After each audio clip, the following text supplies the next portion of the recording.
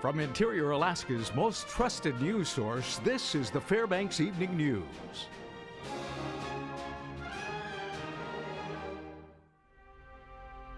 Good evening. Thanks for joining us. Our top story, a Fairbanks Superior Court jury this morning found Richard Walker Lane not guilty of attempted murder. The jury did convict Lane on a lesser count of felony second-degree assault, along with charges of burglary and violating a domestic violence order. He'd been accused of attempting to strangle his estranged wife and threatening her with a meat cleaver. Sentencing in the case is set for August 19th.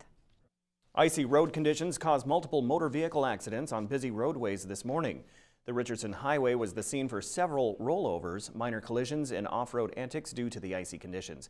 The Fairbanks Police Department wants to warn drivers to slow down during and after bad weather. Officer Ace Adams says winter isn't over yet, and those who are traveling on slick roadways need to plan ahead. So we're starting to see an increase in the number of vehicles, vehicle accidents, vehicles going into the ditch, including ones that are rolling over. So we're really concerned about the safety of everybody on the roadways. What looks like a good, clean road may actually be a very slippery sheet of ice. Members of the Senate State Affairs Committee heard a 38-page presentation on Senate Bill 62 yesterday. That's legislation to regulate the commercial sale of marijuana. According to the bill, licenses to sell marijuana must be accepted or rejected 45 to 90 days after receiving an application. Commercial sales become legal February 24, 2016, 1 year after a voter-approved initiative to legalize marijuana took effect. Senator John Coghill's office helped author SB 62, which also provides an array of licenses issued by the ABC Board or Marijuana Control Board, should that entity be created. The head of a group responsible for cannabis legislation is working closely with lawmakers on the bills. We've looked for guidance from the federal government. We've talked to our banking industry, which still has big question marks on what are they going to do. There are 3 bills that are traveling through. The most important one, in my view, is getting the legal criminal structure put in place. The most important bill in terms of timeline right now is the bill to establish a marijuana control board.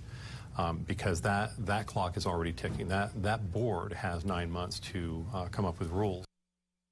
For the second time in race history, Fairbanks will be the home of the official restart of the Iditarod Trail Sled Dog Race.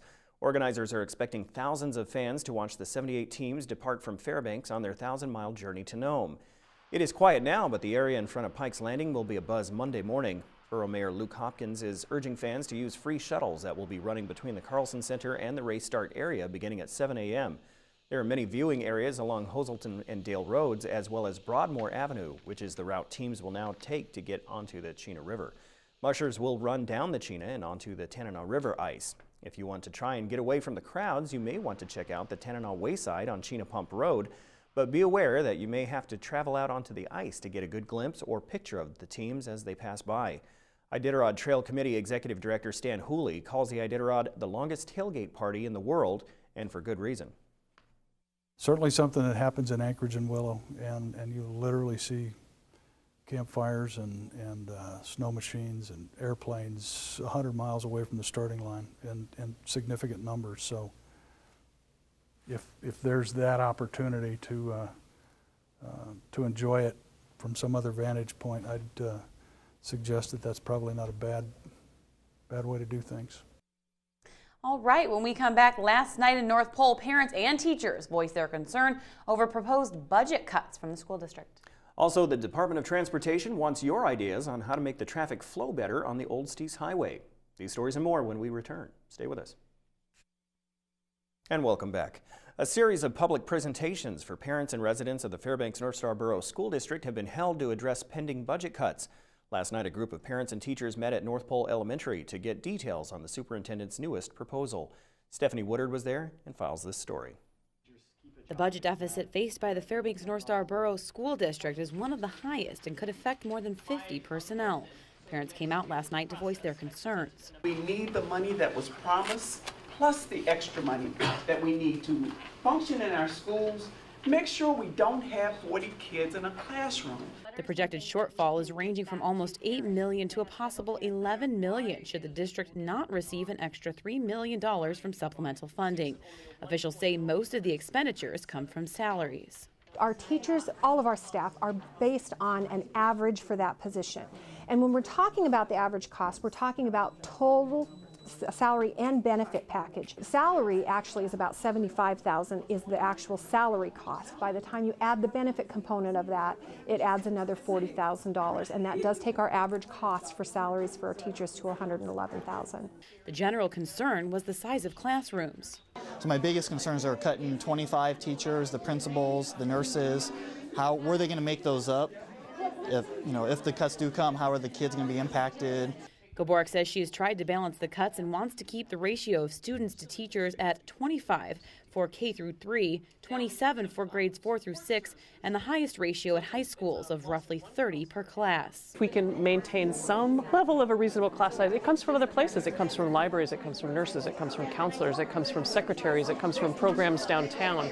I mean, you just have to start cutting everything. It comes from activities. I mean, there's places that have already started making cuts. So not across the board cuts, but in places where we have small schools like Anderson and Crawford, can they share a nurse? Can they share a counselor? That kind of thing. Other schools in the state, including Anchorage, are not faced with such a drastic deficit. They were able to offset some of their losses that they would have been, and that they certainly are, that they're experiencing from a state level of funding, but they're finding themselves able to offset that. The school board will meet again in March to vote on the new proposal. I'm Stephanie Woodard reporting.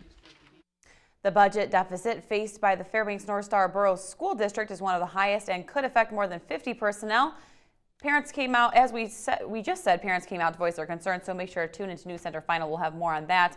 Continuing, the U.S. Air Force has announced that 3 public scoping meetings will be held in interior Alaska to begin the formal process of stationing 48 of the Air Force's most advanced fighter aircraft, the F-35 at Eielson Air Force Base.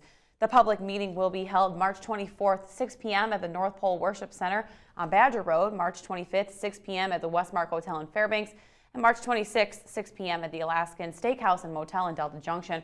Senator Lisa Murkowski said that with rogue and unpredictable threats emerging to our west, she welcomes that indications that the Air Force is moving forward with the F-35 proposal.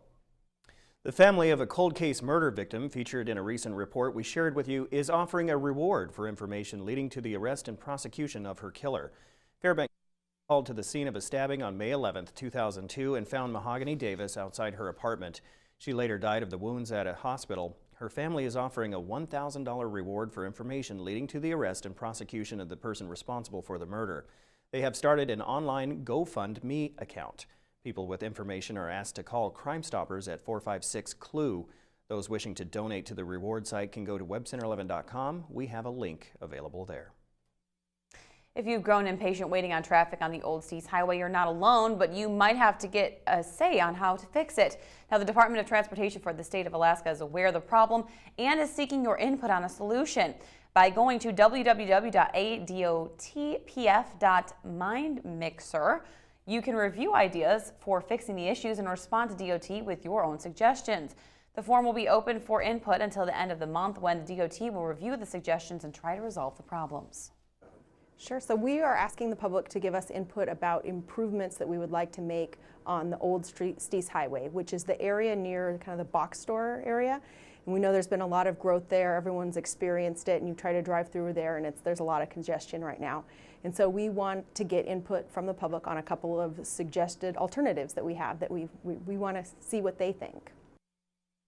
All right, well, Mike Fussell is filling in for Joe Cook, who is in Anchorage with the Governor Cup Report. Plus a recap of high school tournament basketball and some dog mushing as well. That's all next with Mike after the break.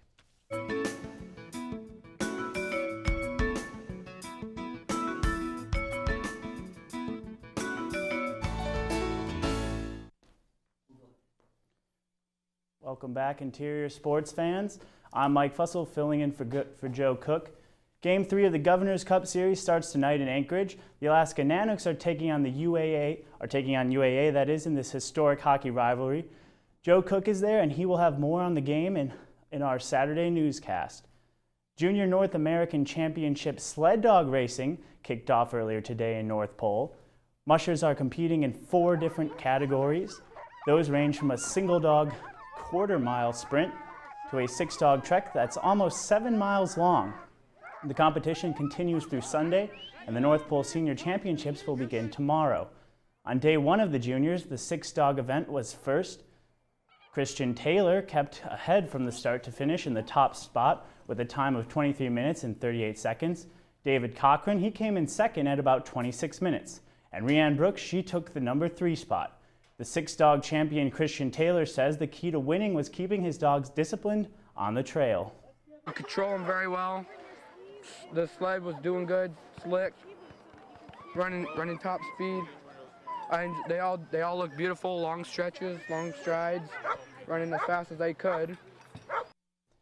The new Center 11 sports team was very busy last night. We were out at a number of crucial interior high school basketball games.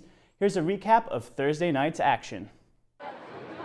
Out at Owlson, the 2-seed Hutchinson Hawks faced Galena in their first game. Galena struggled as Hutch led 27-11 at the half. Galena would charge back, led by Romay Harris's game-high 18 points. It was an 8-point game in the fourth, but Hutch holds on for a 49-42 win. Katie Peterson and Ashley Stark both scored 11 for Hutch. The number 1 seed Monroe boys played no games in their opener against Delta, who were playing their second game of the day. The Rams were up huge, 31-6 early on. Jalen McCullough scored 13 of his game-high 21 points in the first quarter. They blow out the Huskies 89-36.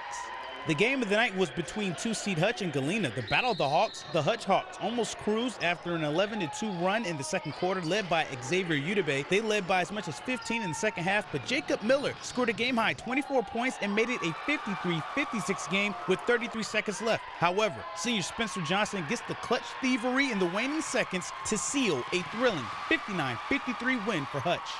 He was playing relaxed with the ball, and so when he dribbled high, I just went for the steal and hoped I got it, and I did. I just didn't want to lose the game.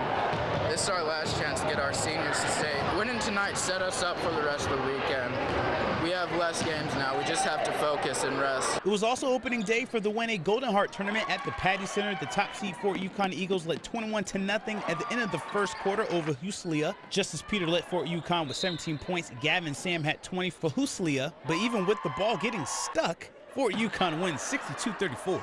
Here are other scores from Thursday. The Fort Yukon girls defeated Minto, and Huslia eked out a 40-38 win over Tanana. In the Aurora, Valdez beat Monroe, and the Galena boys, they won over Valdez in their first game. The top 2 seeds will meet for the Aurora titles tonight. Valdez and Hutch girls at 6, and Monroe and Hutch boys at 7:30.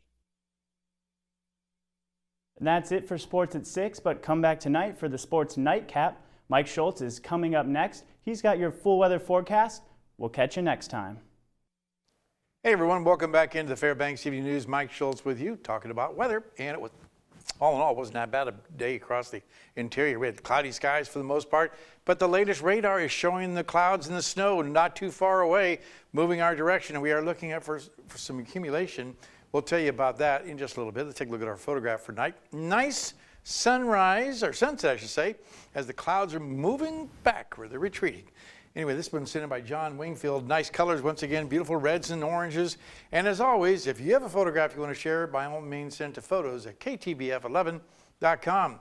Your almanac, we'll talk more about that in a little bit. Let's talk right now about, we got some orders going on here. Evidently some computer problems.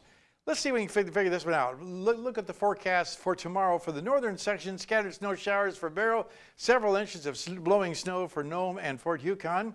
Elsewhere, we have, for the most part, on the interior, winter weather advisories across the region for anywhere from 4 to 8 inches of snow at all 3 locations.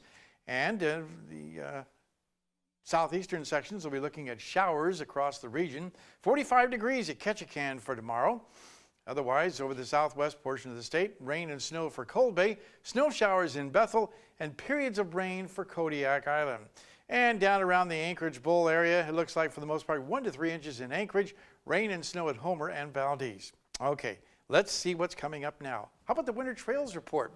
With all the snow expected and visibility reduced with the fog, the slopes would be the best place to be Sunday. Would not be the best place to be Saturday. Sunday may be a better opportunity for fresh snow and great trails. And again, thanks to Northern Power Sports and Beaver Sports for sponsoring our winter trails report. Our forecast for tonight, occasional snow with 1 to 2 inches possible, 21 degrees. And as far as tomorrow's forecast, steady snow and fog with up to 4 inches likely. The extended forecast, again, looking at some snow showers on Sunday and Monday, then mainly partly cloudy to cloudy skies for Tuesday, Wednesday, and Thursday. Overnight lows dropping down to 20 degrees below zero by Wednesday and Thursday night.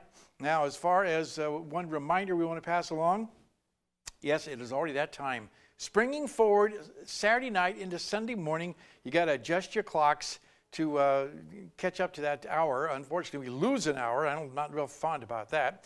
And we're going to start over again and show you our picture. I guess we're not. We've got some real computer problems. I will tell you that the almanac is showing the high day was 32, the low last night 25, record high 44 in 1984, record low 45 below in 1956.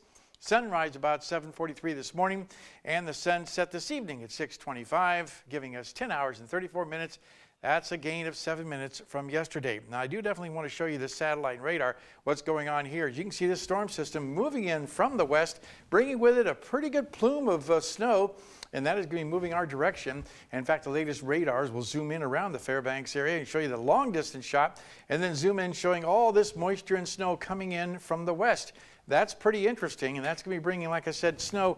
It already is not too far away in the Nana area, so we've got to keep an eye on that. And as far as what's going on across the rest of the state right now, well, once again, cloudy skies at Ketchikan. Juneau is reporting some shower activity around the Anchorage Bowl. They're getting ready for a little bit of rain, snow there, too. Also 38 degrees at Anchorage.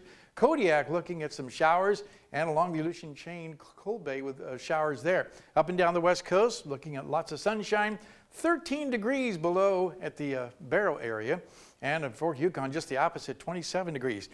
Looking at the lower 48 weather right now, up and down the west coast, once again temperatures warming back up. San Francisco 72 degrees, how about that? Seattle at 59, Denver warming back up again, 49 degrees, Dallas 51. They're even warming up in Minneapolis, 39. They were in the teens for the last few days. They're warming up there. And elsewhere across the states, we see over the Florida Peninsula, nice temperatures. Miami, 85 degrees, and New York at 21. And on the satellite and radar, once again, you can see the jet stream way down to the south. That's the major jet stream. The smaller jet stream moving across from the northwest to the southeast. What's it all mean? Well, there's your photograph I wanted you to see earlier. This was sent in by John Wingfield, and the clouds retreating, and let's see if we can retreat and get back over to the news desk and talk about what else is happening as far as the weather. We want to make sure that you're prepared for that. So I'll ask the director, can I go? All right, I'm going to move right across here, and we're going to be talking to my co-anchors here. This is how you recover from something going crazy with a computer.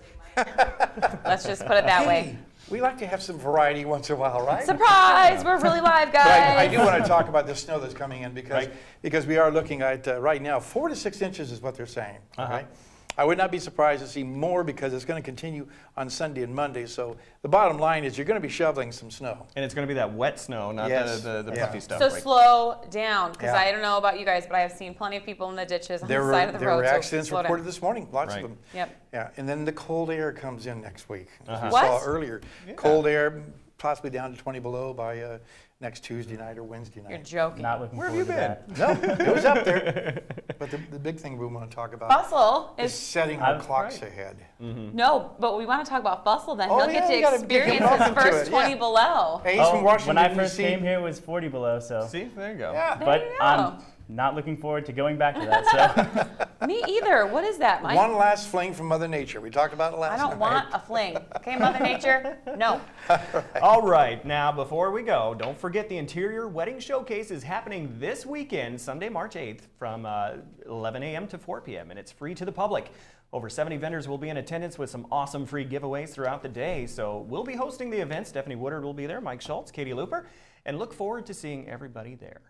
That is right. opportunity. It is. So Yeah, make sure really. to come out and see us. Yeah. Okay, that will wrap up this edition of the Fairbanks Evening News. We are glad you could join us. Tonight on NBC Nightly News, Harrison Ford reported engine failure before his plane went down. There's more on that coming up next. Indiana Jones taking the dive. Yeah, absolutely. You are something. Join us here 6 days a week at 6 to 11 or online anytime at webcenter11.com. And from all of us here at the News Center, have a good night. Good night. Good weekend.